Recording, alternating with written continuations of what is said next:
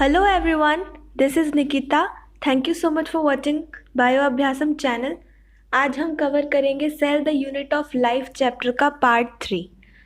तो पहला टॉपिक है यूकैरियोटिक सेल्स। सभी प्रोटिस्ट्स, प्लांट्स, एनिमल्स और फंजाई में यूकैरियोटिक सेल्स होती हैं। यूकैरियोटिक सेल्स में मेम्ब्रेन बाउंड ऑर्गेनेली के कारण साइटोप्लाज्म का एक्सटेंसिव कंपार्टमेंटलाइजेशन दिखता है। यानी कि जब हम माइक्रोस्कोप से सेल को देखते हैं, एक यूकैरियोटिक सेल को, तो उसमें बहुत सारे छोटे छोटे कमरे टाइप, कंपार्टमेंट मतलब कमरा कह सकते हैं, ठीक है। जैसे कमरे टाइप दिखाई देते हैं। ऐसा इसलिए है क्योंकि उसमें जो सेल ऑर्गेनेलीज होती हैं यूकैरियोटिक सेल्स में, वो सारी मेम्ब्रेन बाउंड होती हैं, यानी कि एनवेलप्ड होती, कवर्ड होती हैं। यूकैरियोटिक सेल्स में न्यूक्लियर एनवेलप वाला एक ऑर्गेनाइज्ड न्यूक्लियस मिलता है।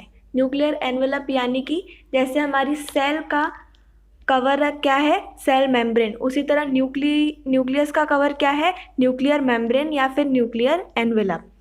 इसके अलावा यूकैरियोटिक सेल्स में विभिन्न टाइप्स के कॉम्प्लेक्स लोकोमोटरी और साइटोस्केलेटल स्ट्रक्चर मिलती हैं। लोकोमोटरी यानी कि जो मूव करे, साइटोस्केलेटल यानी सेल के अंदर ही साइटोप्लाज्म में कुछ ऐसे ढांचे टाइप्स, हड्डियों के ढांचे टाइप्स कुछ दिखता होगा जब माइक्रोस्कोप से देखते हैं, तो वो चीज़ें मिलती हैं। साइटोस्केलेटल वगैरह अभी इसी चैप्टर में आगे हम पढ़ेंगे। इनमें जेनेटिक मटेरियल क्रोमोसोम के अंदर ऑर्गेनाइज्ड रहते हैं।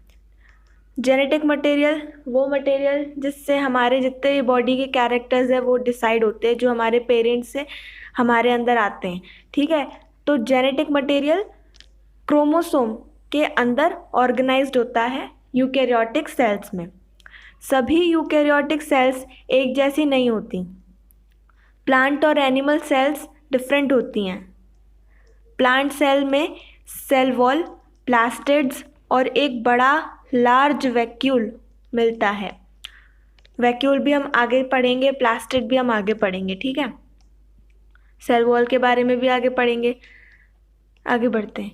जबकि एनिमल सेल्स में ये सब नहीं पाए जाते। सेल वॉल, प्लास्टिड और लार्ज वैक्यूल एनिमल सेल में नहीं पाए जाते। दूसरी तरफ एनिमल सेल में सेंट्रियोल्स मिलते हैं, जो लगभग सभी प्लांट सेल में एब्सेंट होता है। आइए अब प्रत्येक सेल ऑर्गेनेली की स्ट्रक्चर और फंक्शंस की स्टडी करें, ठीक है। फिगर 8.3 देखेंगे। ये फिगर है, ये एक टिपिकल प्लांट सेल है, ठीक है, जिसमें ये येलो कलर का बड़ा सा वैक्यूल दिख रहा है। जिसमें बड़ा सा वैक्यूल दिखे समझ जाओ कि वो एक प्लांट सेल है, ठीक है। तो ये एक टिपिकल प्लांट सेल है, इसकी लेबलिंग हमें याद रखनी होगी।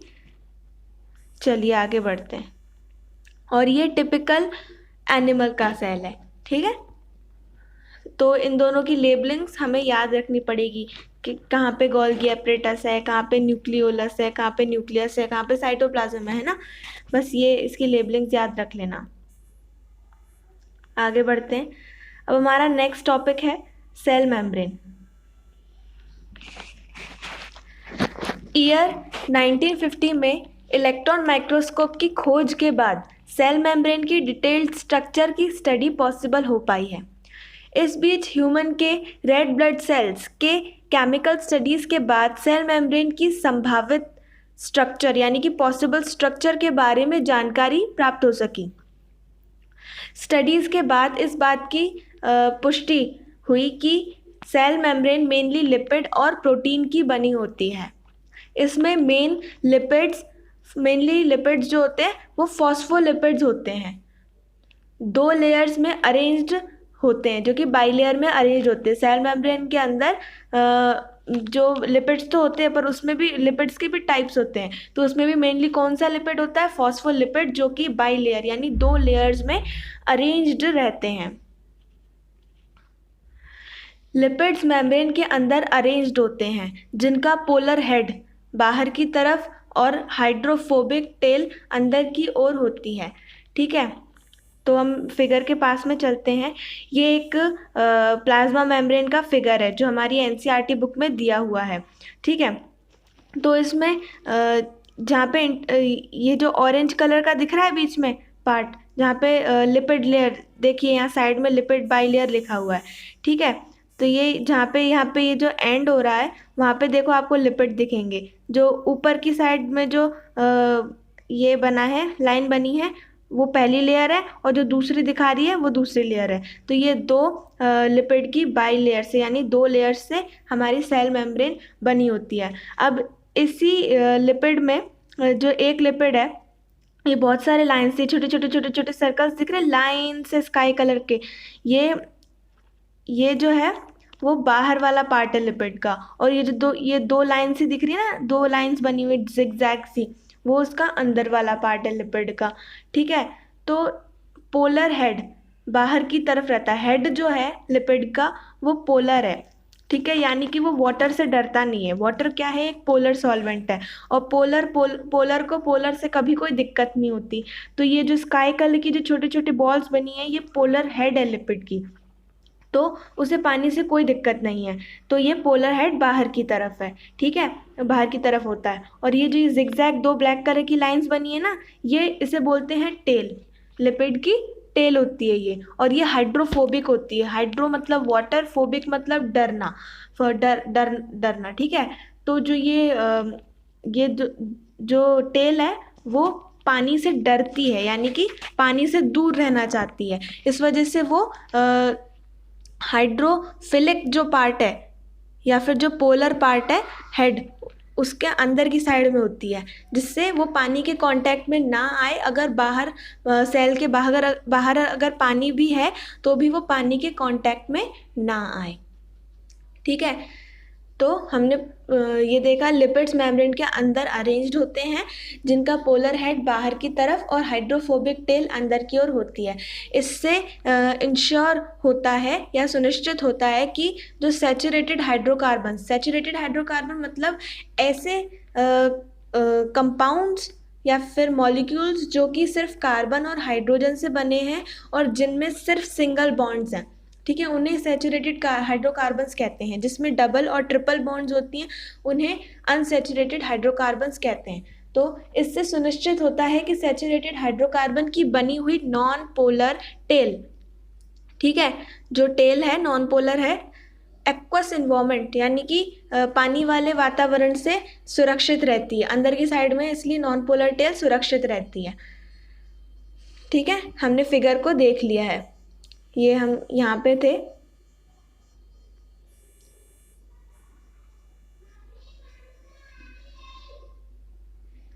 तो हमने यहाँ पे ये पढ़ लिया कि हाइड्रोकार्बन, सैचुरेटेड हाइड्रोकार्बन की बनी हुई नॉन पोलर टेल सुरक्षित रहती है।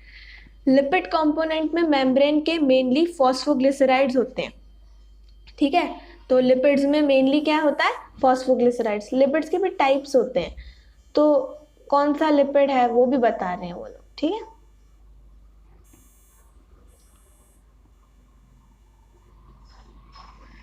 बाद में बायोकेमिकल इन्वेस्टिगेशन में यह स्पष्ट हो गया है कि सेल मेम्ब्रेन में प्रोटीन और कार्बोहाइड्रेट भी पाया जाता है।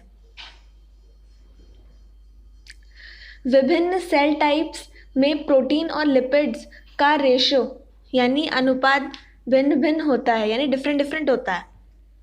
ह्यूमंस की इरिथ्रोसाइट की मेम्ब्रेन में लगभग 52% प्रोटीन और 40% लिपिड पाया जाता है। मेम्ब्रेन में पाया जाने वाला प्रोटीन को अलग करने की ईज ऑफ एक्सट्रैक्शन, यानी कि कितने इजीली आप उस प्रोटीन को निकाल पा रहे हो, उस चीज़ के बेसिस पर दो टाइप्स के प्रोटीन क्लासिफाई किए जाते हैं, एक इंटीग्रल प्रोटीन और दूसरा पेरिफेरल प्रोटीन। ठीक है, एक इंटीग्रल प्रोटीन और दूसरा peripheral protein.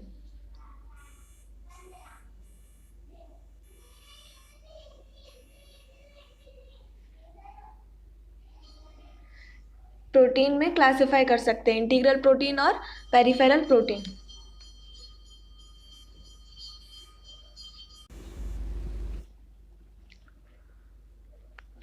Peripheral protein membrane की सरफेस पर होता है, जबकि इंटीग्रल प्रोटीन पार्शियली यानी कि थोड़ा सा या फिर टोटली यानी पूरी तरह से मेम्ब्रेन के अंदर बरीड या फिर धंसा हुआ होता है। ठीक है, तो ये हम यहाँ देखते हैं फिगर में प्लाज्मा मेम्ब्रेन के।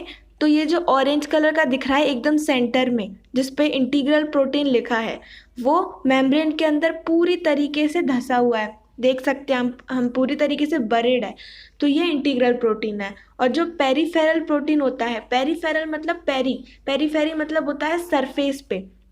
ठीक है, तो यहाँ पे इंटीग्रल प्रोटीन के दूसरी साइड में देखिए, जिस साइड लिपिड लेयर लिखा हुआ है वहाँ पे देखिए छोटे छोटे नीचे ऑरेंज कलर के आधे आधे जो अंदर आधे आधे बरीड है ऐसे प्रोटीन्स लगे हुए हैं, ये हमारे पेरिफेरल प्रोटीन्स हैं।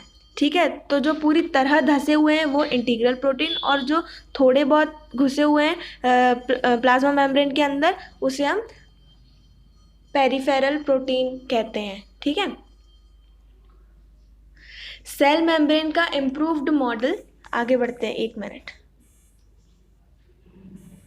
यहाँ सेल मेम्ब्रेन का इम्प्रूव्ड मॉडल 1972 में सिंगर व निकोलसन द्वारा प्रपोज किया गया, जिसे फ्लूइड मोज़ाइक मॉडल के रूप में खूब एक्सेप्ट किया गया, वाइडली एक्सेप्ट किया गया।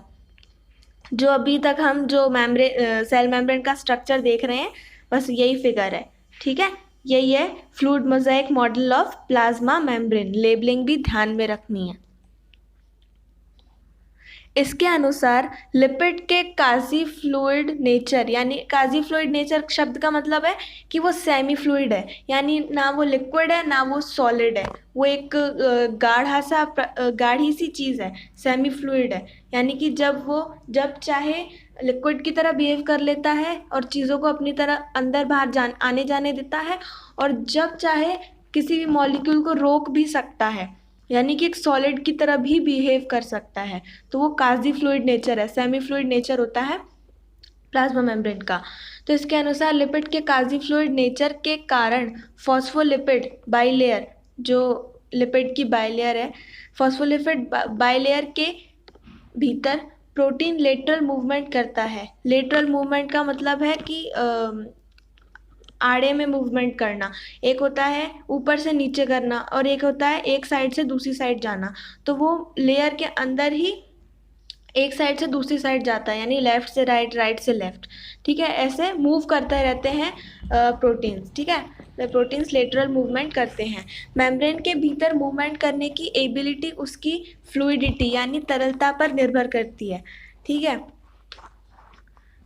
आगे बढ़ते हैं।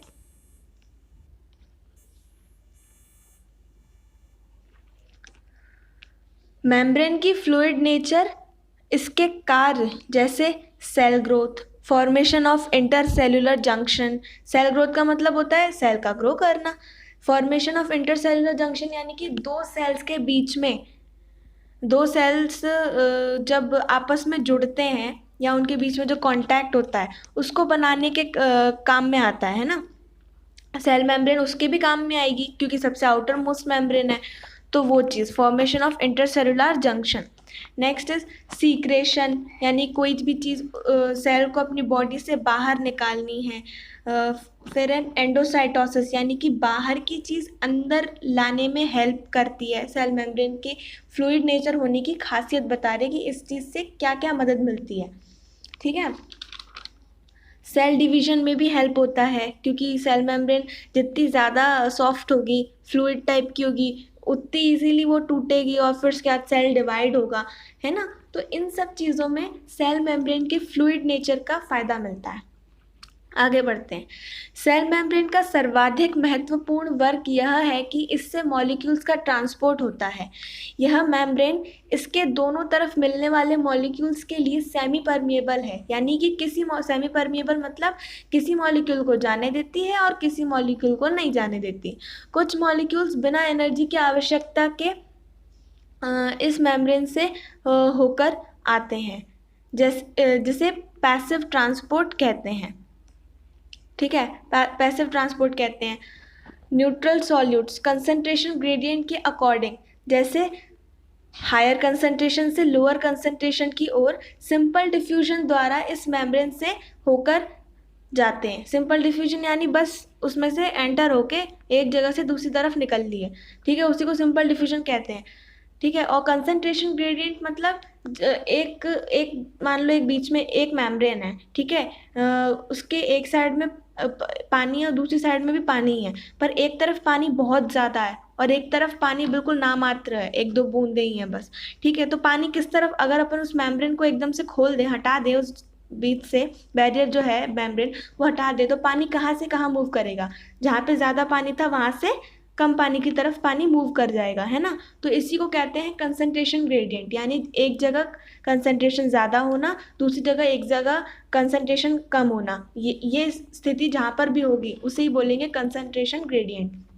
तो कुछ मॉलिक्यूल्स जो होते हैं वो सिंपली कंसंट्रेशन ग्रेडियंट के अकॉर्डिंग हायर से कंसंट्रेशन से लोअर कंसंट्रेशन की तरफ सेल मेम्ब्रेन में से डिफ्यूज़ होके या फिर सिंपली निकल के उसमें से अंदर बाहर जो करना है कर लेते हैं, ठीक है।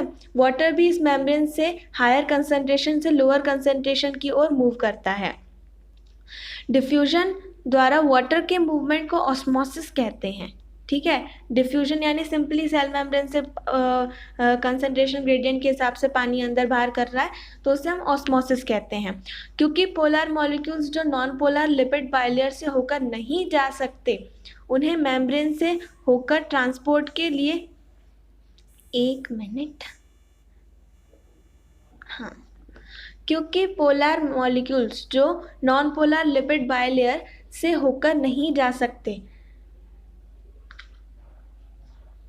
उन्हें मेम्ब्रेन से होकर ट्रांसपोर्ट के लिए मेम्ब्रेन की कैरियर प्रोटीन की आवश्यकता होती है, ठीक है। तो अभी ही हमने पढ़ा कि सेल मेम्ब्रेन के अंदर जो हाइड्रोफोबिक यानी पानी से डरने वाला जो पार्ट है वो मेम्ब्रेन के अंदर की साइड में होता है, जिसे हम टेल कहते हैं ना। तो अगर किसी पोलर मॉलिक्यूल को मेम्ब्रेन के अंदर से होकर गुजरना है तो ऑब्वियस सी बात है कि वो नहीं गुजर पाएगा, क्योंकि अंदर की साइड में एक हाइड्रोफोबिक पार्ट है ना। पोलर पोलर एक दूसरे के फ्रेंड्स होते हैं और पोलर और नॉन पोलर अभी यहाँ पे एक दूसरे के दुश्मन है, ठीक है, तो नहीं गुजर पाएगा। तो उसके लिए अगर उसे हमें सेल मेम्ब्रेन के आर पार करना है तो उसके लिए हमें एक कैरियर प्रोटीन की ज़रूरत पड़ेगी, मेम्ब्रेन की कैरियर प्रोटीन की आवश्यकता पड़ेगी, ठीक है। आगे बढ़ते हैं। कुछ आयंस या मॉलिक्यूल्स का मेम्ब्रेन से होकर ट्रांसपोर्ट उनकी कंसंट्रेशन ग्रेडियंट के अगेंस्ट हायर कंसंट्रेशन से लोअर कंसंट्रेशन की ओर होता है, ठीक है। तो इस लाइन का मतलब है कि हम कुछ चीज़ों को कंसंट्रेशन ग्रेडियंट के ऑपोजिट भी ले जाना चाहते हैं, जैसे कि कोई सेल के अंदर किसी चीज़ की मात्रा बहुत ज़्यादा है, ठीक है, तो अगर सिंपली देखें तो वो अंदर से बाहर की तरफ ही मूव करेगा, क्योंकि अंदर ज़्यादा बाहर कम, है ना। मेम्ब्रेन हटा दी तो अंदर से बाहर की तरफ मूव करेगा, पर फिर भी हमें बाहर से कोई उसी चीज़ को और अंदर लेके आना है, भले ही उसके अंदर कंसंट्रेट ज़्यादा है फिर भी हमें बाहर से अंदर लेके आना है। तो सिंपली अगर हम तो सिंपली वो मूव नहीं कर सकता मेम्ब्रेन से, ठीक है। तो उसके लिए भी हमें कोई ना कोई चीज़ की ज़रूरत पड़ेगी। कुछ आयंस या मॉलिक्यूल्स का मेम्ब्रेन से होकर ट्रांसपोर्ट उनकी कंसंट्रेशन ग्रेडियंट के अगेंस्ट हायर कंसंट्रेशन से लोअर कंसंट्रेशन की ओर होता है, जिसमें एटीपी का यूज़ होता है, ठीक है। तो इसमें एटीपी का यूज़ होगा, जिससे एक्टिव ट्रांसपोर्ट कहते हैं। एटीपी एक एनर्जी करेंसी है। एनर्जी करेंसी मतलब एटीपी एक ऐसी चीज़ है जो एनर्जी देती है, कोई भी प्रोसेस के लिए एनर्जी के लिए एटीपी यूज़ होती है, ठीक है। तो जिसे एक्टिव ट्रांसपोर्ट कहते हैं, ये एक पंप के रूप में काम करता है, जैसे sodium ion potassium ion pump, ठीक है। तो sodium ion potassium ion pump वगैरह आगे जाके आगे के चैप्टर्स में हम पढ़ेंगे, तो ये अभी तो नाम ध्यान रख लेना, फिर जब वो चैप्टर आएगा तो उसमें डिटेल में पढ़ लेंगे। तो पंप में क्या होता है, इस जो sodium ion potassium ion pump जो होता है उसमें एक मेम्ब्रेन होती है और एक साइड में सोडियम आयन ज़्यादा होता है, एक साइड में पोटेशियम आयन, है ना। दोनों साइड में अलग अलग उनकी कंसंट्रेशंस होती हैं। तो दो को अंदर लिया तो तीन को बाहर भेज दिया, ऐसे मतलब ऑपोजिट में काम होता है कि दो सोडियम आयन को अंदर लिया तो तीन को बाहर भेज दिया, या फिर तीन सोडियम आयन को अंदर लिया और दो को बाहर भेज दिया, ऐसे पंप में काम होता है। ठीक है, तो इसमें एनर्जी का यूज होता है। ठीक है, बाकी हम ये sodium ion potassium ion pump आगे के चैप्टर्स में पढ़ेंगे। Next topic is cell wall. Okay, आपको याद ही होगा, एक मिनट, जस्ट 1 मिनट। ओके, आपको याद ही होगा कि प्लांट और फंजाई की सेल मेम्ब्रेन के बाहर पाए जाने वाली नॉन लिविंग रिजिड स्ट्रक्चर, यानी कि जो जीवित नहीं है, यानी उसमें कोई लिविंग प्रोसेस नहीं होती, और रिजिड यानी अच्छा खासा कठोर स्ट्रक्चर को हम सेल वॉल कहते हैं।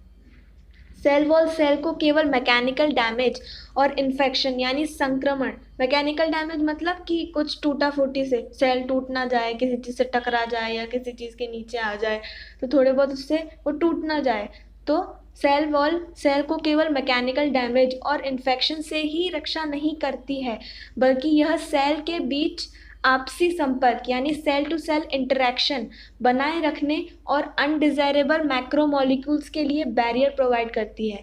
अनडिजायरेबल मैक्रोमोलिक्यूल मतलब जो बाहर के सेल जिस भी जगह है वहाँ आसपास और भी तो सेल्स हो सकते हैं, यहाँ कोई धूल या कुछ भी और माइक्रो ऑर्गेनिज्म, तो वो फालतू में कहीं सेल की बॉडी के अंदर एंटर ना हो जाए। ठीक है, उसके लिए और के लिए एक बैरियर की तरह काम करती है सेल वॉल। ठीक है, एल्गी की cell wall cellulose, galactans, mannans और मिनरल्स जैसे कैल्शियम कार्बोनेट की बनी होती है, जबकि दूसरे पौधों में यह सेल्यूलोज, हेमीसेल्यूलोज, पेक्टिन और प्रोटीन की बनी होती है।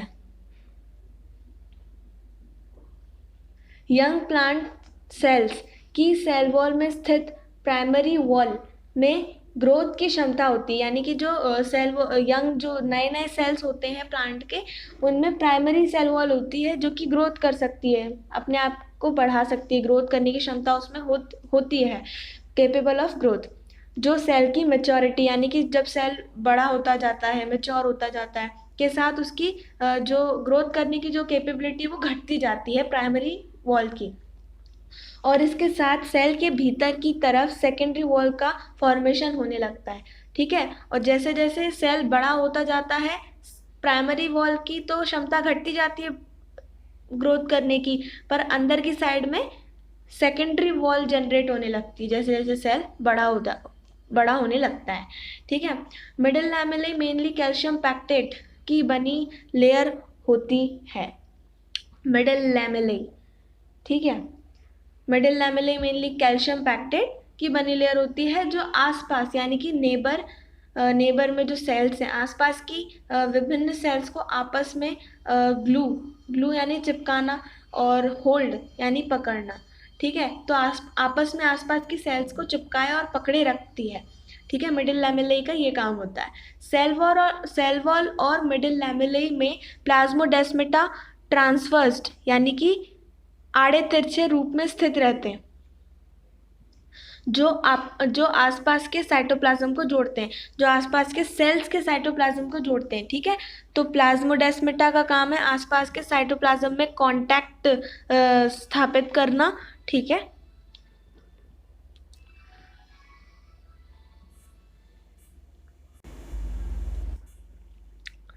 Next topic is endomembrane system. Membranes organelles structure और फंक्शन के आधार पर एक दूसरे से काफ़ी अलग होती है। मेम्ब्रेनस यानी कि उसके ऊपर उसका एनवेलप है, ऑर्गेनेलीज के ऊपर एनवेलप है। तो मेम्ब्रेनस ऑर्गेनेलीज स्ट्रक्चर यानी संरचना और फंक्शन यानी कि वर्ग के आधार पर एक दूसरे से काफ़ी अलग अलग होती हैं। इनमें बहुत से ऐसे होते हैं जिनके फंक्शंस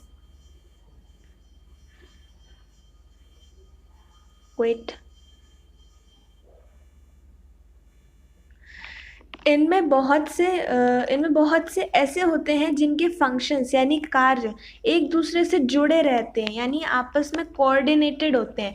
कोऑर्डिनेटेड यानी कि एक के बाद एक काम रहते हैं इनके, पहले इस ऑर्गेनेली का काम, फिर उसके बाद इसका, फिर उसका, ऐसे एक कोऑर्डिनेशन रहता है इनके काम में, ठीक है। तो इनमें से बहुत से ऐसे होते हैं जिनके फंक्शंस एक दूसरे से जुड़े रहते हैं, इसलिए इन्हें एंडोमेम्ब्रेन सिस्टम में रखते हैं। यानी कि जिन ऑर्गेनेल्स के फंक्शंस एक के बाद एक रहते हैं तो उनको पूरे एक सिस्टम सा बना दिया, ठीक है, सिस्टम नाम रख दिया उसका एंडोमेम्ब्रेन सिस्टम। एंडोमेम्ब्रेन सिस्टम में endoplasmic reticulum, Golgi complex, lysosomes and vacuoles आते हैं। क्या क्या आता है? Endoplasmic reticulum, Golgi complex, lysosomes और वैक्यूल्स। माइटोकॉन्ड्रिया, क्लोरोप्लास्ट और प्रेक्सीसोम्स के फंक्शंस ऊपर दिए गई चीज़ों, यानी कि ये जो ये दिया था ये पूरा endoplasmic reticulum, Golgi, lysosome, vacuole से कोऑर्डिनेटेड नहीं होते, इसलिए इन्हें एंडोमेम्ब्रेन सिस्टम के अंतर्गत नहीं रखते, ठीक है। तो हमें ये ध्यान रखना होगा अच्छे से कि एंडोमेम्ब्रेन सिस्टम में सिर्फ 4 चीज़ें आती हैं, endoplasmic reticulum, Golgi complex, lysosomes और वैक्यूल्स, ठीक है। माइटोकॉन्ड्रिया, क्लोरोप्लास्ट, प्रेक्सीसोम्स एंडोमेम्ब्रेन सिस्टम में नहीं आती, और इसलिए नहीं आती क्योंकि जो ये जो 4 चीज़ें ऊपर दी थी एंडोमेम्ब्रेन सिस्टम की, उनके फंक्शंस कोऑर्डिनेटेड है, यानी उनके फंक्शंस एक दूसरे से जुड़े हुए हैं। पर माइटोकॉन्ड्रिया, क्लोरोप्लास्ट और प्रेक्सीसोम के फंक्शंस एंडोमेम्ब्रेन सिस्टम की ऑर्गेनेल्स के फंक्शन से जुड़े हुए नहीं हैं, रिलेटेड नहीं है, ठीक है, कोऑर्डिनेटेड नहीं है। अब हम जितनी भी ऑर्गेनेल्स हैं उन सब के बारे में पढ़ेंगे, अब वो हम नेक्स्ट वीडियो में कवर करेंगे। Thank you so much for watching this whole video. अब प्लीज़ आप इसको वीडियो को लाइक ज़रूर करना, और हो सके तो प्लीज़ शेयर भी करना, सब्सक्राइब करना, लाइक करना, शेयर करना, सब कुछ करना, ठीक है। और बेल आइकन दबाना प्लीज़ मत भूलना, सो दैट जब भी मैं वीडियो डालूँ आपके पास में नोटिफिकेशन आए, ठीक है। और मैं पूरा बायोलॉजी कवर करूँगी इस चैनल बायो अभ्यासम चैनल पे, तो प्लीज़ आप कनेक्टेड रहिएगा। Thank you so much again.